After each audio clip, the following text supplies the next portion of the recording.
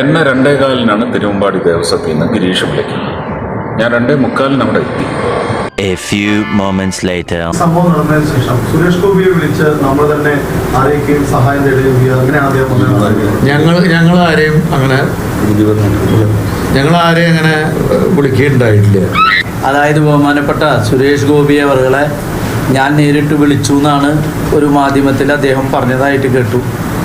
അതൊരു തെറ്റാണെന്നാണ് എനിക്ക് പറയാനുള്ളത്. പക്ഷെ അതിൽ വേറൊരു തരത്തിൽ അതിനെ വ്യാഖ്യാനിക്കാൻ പാടില്ലായിരുന്നു. എനിക്ക് ഇപ്പോഴും ഒരു റിക്വസ്റ്റ് ഉള്ളത്, ഈ പൂരത്തിൻ്റെ കാര്യങ്ങൾ ഒരിക്കലും ഇനിയൊരു രാഷ്ട്രീയവൽക്കരിക്കാൻ ഒരാൾ പോലും തുനിയരുത് എന്നുള്ളൊരു വിനയപൂർവ്വം ഞാൻ അഭ്യർത്ഥിക്കുകയാണ്. എന്താ വെച്ച് കഴിഞ്ഞാൽ ഈ തൃശ്ശൂർ പൂരം എല്ലാ രാഷ്ട്രീയ പാർട്ടികളുടെയും എല്ലാ ജനങ്ങളുടെയും ജാതി മതഭേദമന്യേ എല്ലാവരും സന്തോഷിക്കുന്ന ഒരു വലിയ ഉത്സവമാണ്.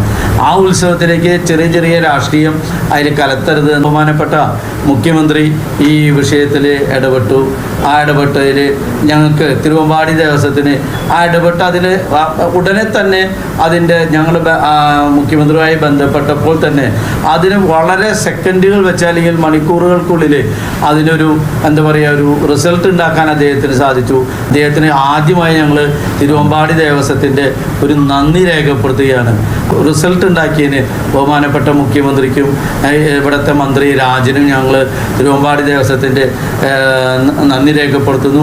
മറ്റേ സുനിൽകുമാർ വന്നിരുന്നു, മറ്റേ മന്ത്രി രാജൻ മിനിസ്റ്റർ